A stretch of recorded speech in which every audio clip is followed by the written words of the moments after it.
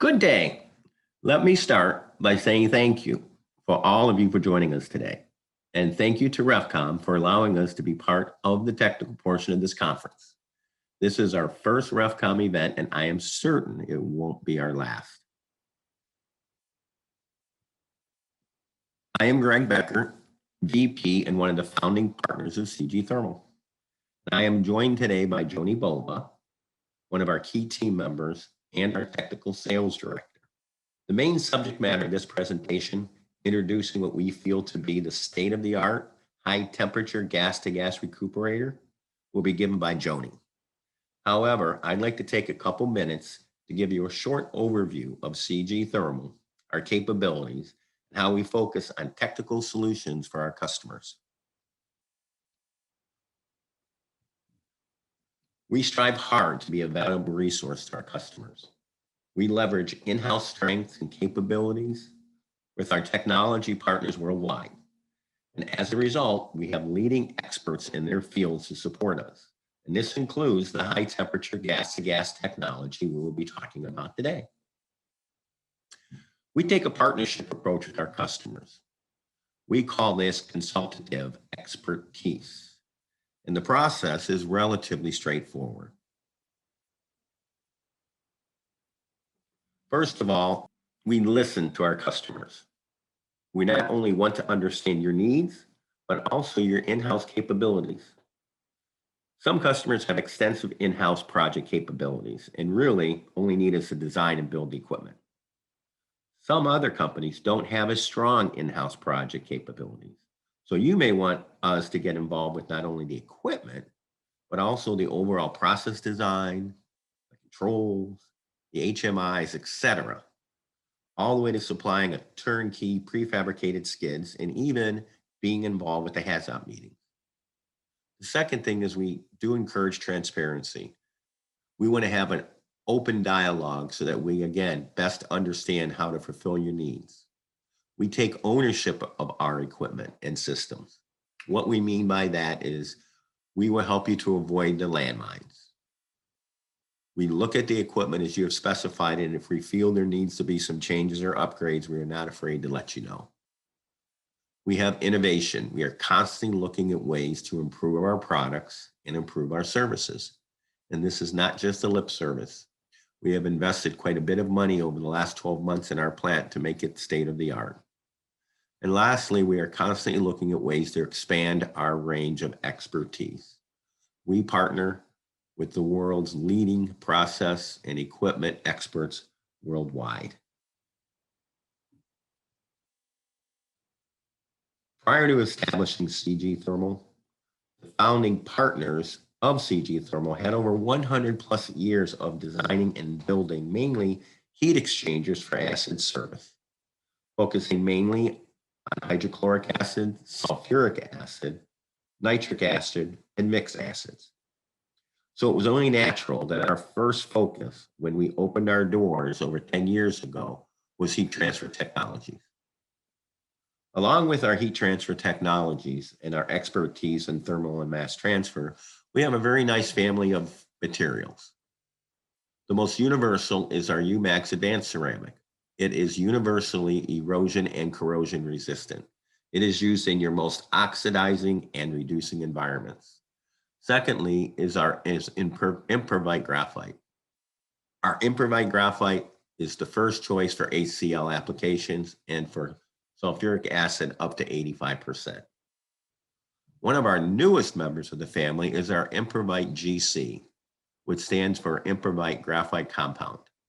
It is a very unique product, patent pending, that can be used in sulfuric acid application, hydrochloric applications, at a greatly reduced cost compared to even graphite materials. We have 2 ongoing projects now where customers are looking at replacing their cathodically protected heat exchangers for sulfuric acid dilution service.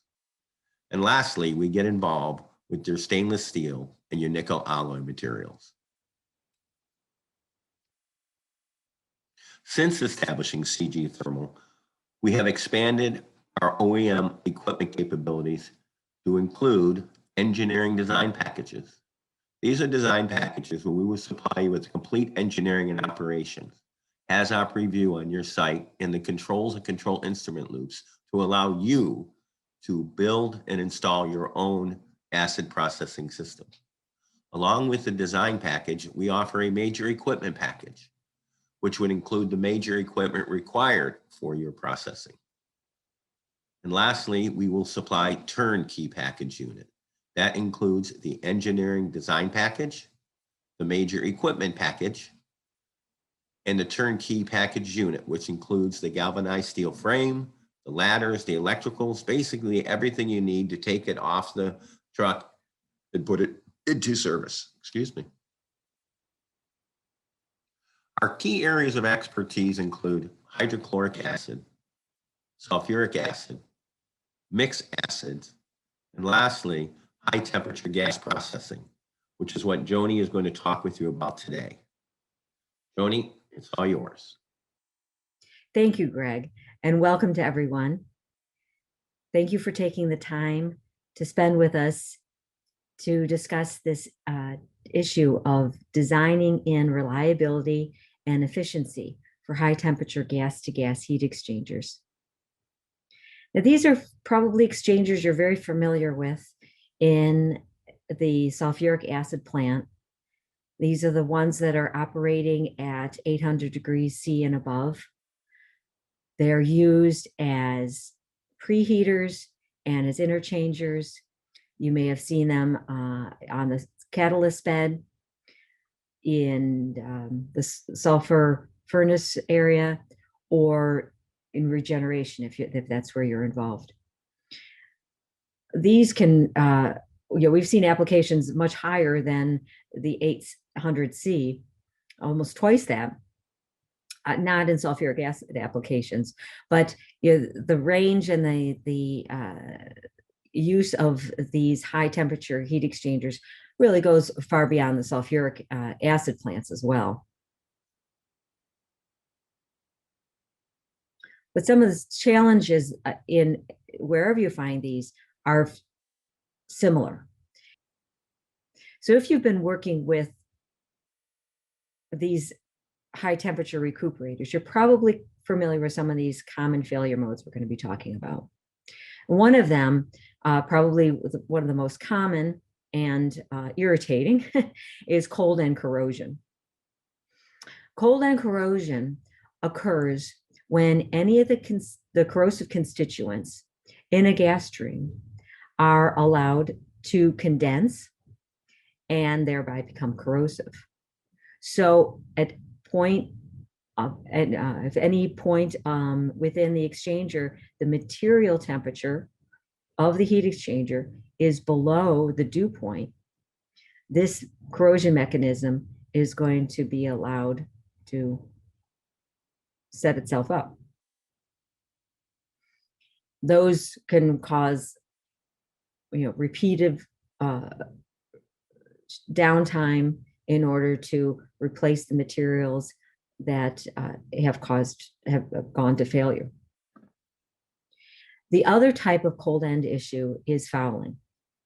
We see this in SO3 rich streams, where the same type of circumstance, where material temperatures within the heat exchanger, the tube or the wall surface, falls below the dew point, and the SO3 is able to precipitate out, and in this case, builds up a very tenacious fouling on the tube walls. And when this occurs over repeated startups, this will build up to a point where the flow is restricted, and then finally where the entire tube is blocked and no air or gas is able to pass through. This again leads to loss of production and downtime. And when these issues aren't addressed, this is happening every 2 years, every year, name the interval that you're familiar with, but it is an ongoing issue. Now, stress failures are the other common failure mode that we see in high temperature gas-to-gas recuperators. And this is because of the varying rate of expansion due to rapid and ununiform expansion of the material temperatures. So imagine we're starting up, we're bringing this thing from ambient up to 800 C.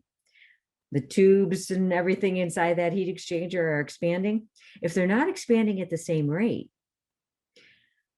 you've got more and you've got some long tubes in some of these exchangers, right? So you've got some tubes expanding at a different rate than others. That all kind of comes to bearing on the tube sheet, and in particular the welds at the tube sheet. So that one that's expanding more is seeing that stress, right? And over time, you're going to see that weld fail, and now you've got transfer, and it could be a dangerous transfer depending on what the particular application is of transfer between the gas streams. The last thing is not so much a failure mode, but a common operational issue, and that's unexpected high pressure drop or unexpected pressure drop, but typically from the high standpoint, right? And this is caused by a lack of thorough evaluation in the design phase, and then also lack of flow arrangement options. So, with the gas flow, more so than in a liquid-liquid heat exchanger, the pressure drops are low, so slight variation is significant. And if the original design was not done thoroughly, and there is a pressure drop at an entrance to the bundle or at baffles, something of this sort that was not properly evaluated, and now you're seeing a pressure drop that's 20, 30, 50% higher than what you anticipated, that's going to restrict your flow. Not only is that going to affect the performance of the heat exchanger, that's going to affect your entire system performance.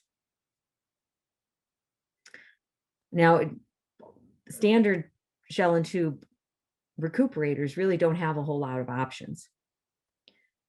So again, it's important to be looking at a high temperature gas-to-gas recuperator design, because that incorporates a lot more flow arrangements in the shell by some inventive baffling and entrance, shell entrance locations to alleviate excessive pressure drops. So the solution to these issues of cold end corrosion, of ununiform stresses, and of unforeseen pressure drop, it comes down to a design solution that's based on uniformity and symmetry. And this is accomplished in a couple of ways. One, with the variable pitch tube arrangement. So, we refer to our recuperator as a VPRR, a variable pitch radial recuperator, which means the pitch between tubes is not all the same. If you look at a standard shell and tube heat exchanger, the pitch or the distance between the tubes all throughout the bundle is the same. It's held constant. In a variable pitch radial recuperator, the distance between rows, or the pitch between rows, will vary. And this is done to accomplish uniformity of temperature across the tube bundle.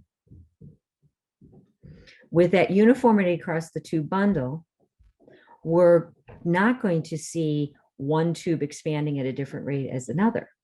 All the tubes across that bundle are seeing the same expansion rate. And so they're obviously expanding at the same amount, and that alleviates that stress we talked about at the tube sheet.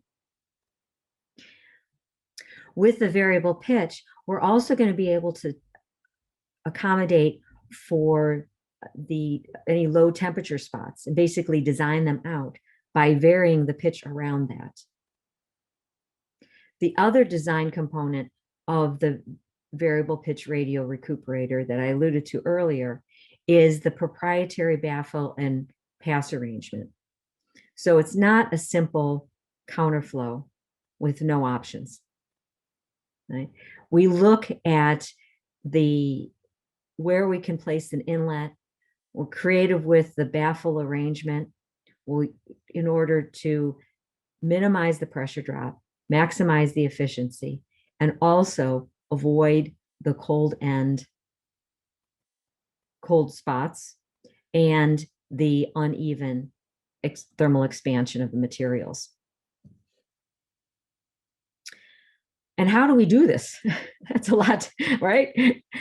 It's through CFD modeling is how most of this is accomplished. So CFD modeling can be used to model the heat transfer throughout the heat exchanger. And these models have become very, very sophisticated over the years to have a very involved mesh, very small mesh, which creates very large models and can model the heat transfer very closely, which can be, fairly sensitive. Now, of course, when we do this, that's along with all these advances, that's a lot more data to crunch. So it's a very time-consuming process. And although it has to be done by in the final design, we also need to have some methods so that we can look at the preliminary phase and come up with some really good estimates as to what this heat exchanger is going to be. So we could give you the envelope size. We can give you pretty much where the connections go with a high level of confidence and leave this really advanced CFD modeling for that final engineering stage once you've decided to move forward with the project. So we use a simplified model that focuses on the known problematic areas. And in the case of the sulfuric acid plants, that's typically the low temperature areas. So let's take a look at an example. So in this case, we have the hot gas coming in at the top of the exchanger here in the tubes. And then we have the outside air that's being preheated, that's coming and entering at the bottom of the exchanger through the shell. So right here is where we're going to have our lowest temperatures. We have our coldest air and our coldest gas at this point. So this is our area of interest.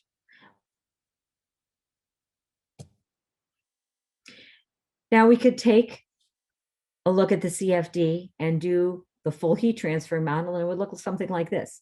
A very involved mesh on the shell side, also an involved mesh that describes the tube, and then additionally the mesh on the tube side. And then this would be done for the hundreds of tubes that are across the tube sheet. So you can see how involved this design would be.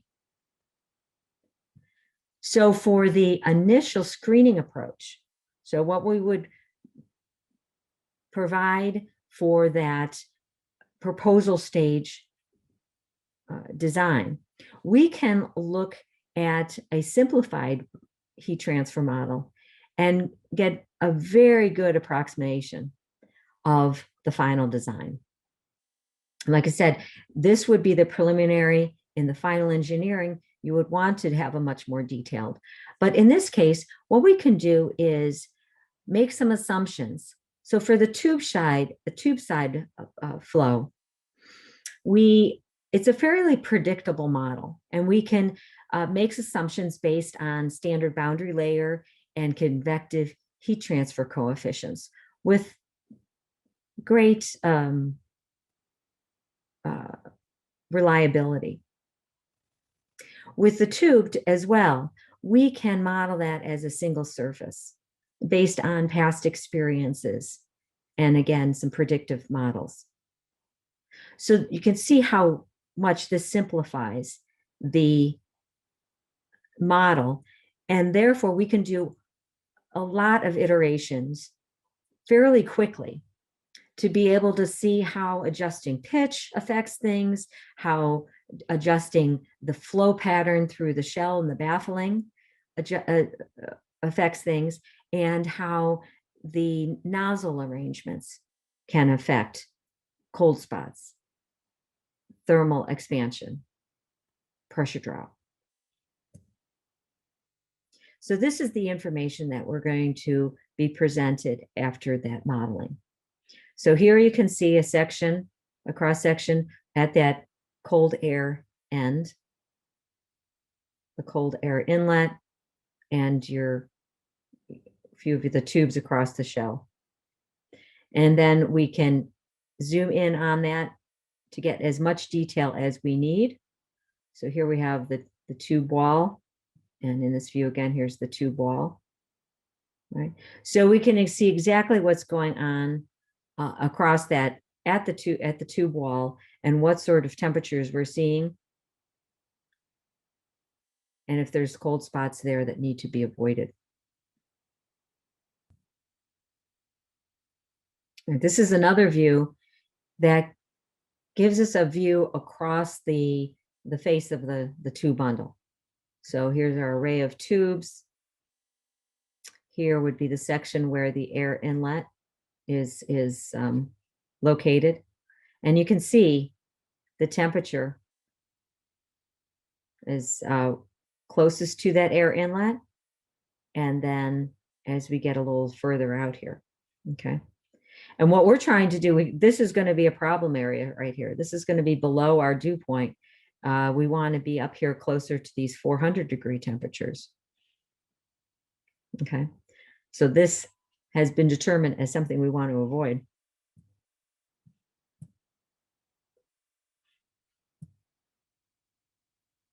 Right.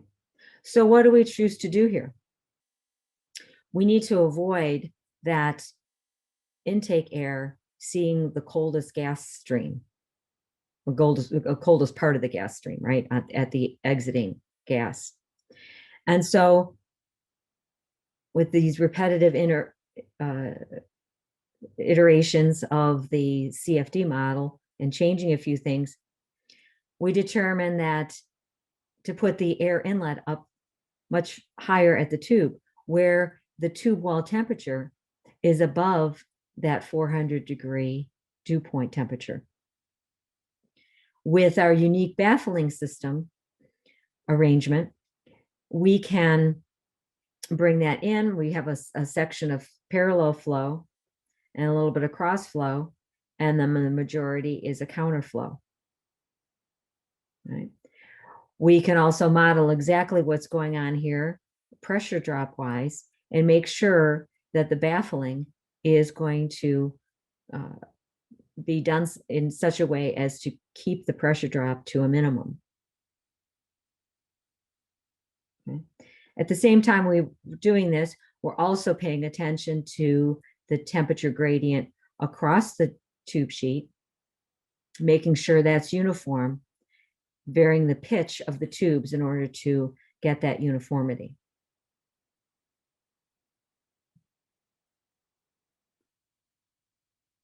So although the CFD modeling obviously provided us a lot of information that allowed us to really hone in on the design and compensate and design out the major failure modes, there's still additional attention to detail that's required. For example, pre-compression of the expansion joint. When the unit is in production, we will actually pre-compress that joint, because here you're at ambient temperatures, right? so that when this is out in the field and in operation in its real environment of very elevated temperatures, that compression joint is at a relaxed position for the majority of its life, right? Material choice is very critical to the longevity of a gas-to-gas recuperator. There's a balance between a material that is going to be able to withstand the temperatures and keep the strength properties you need without overdoing it and elevating the first cost, the capital cost of the recuperator. The floating tube sheet is also an important design component that can be incorporated in the more extreme temperature and rapid expansion applications.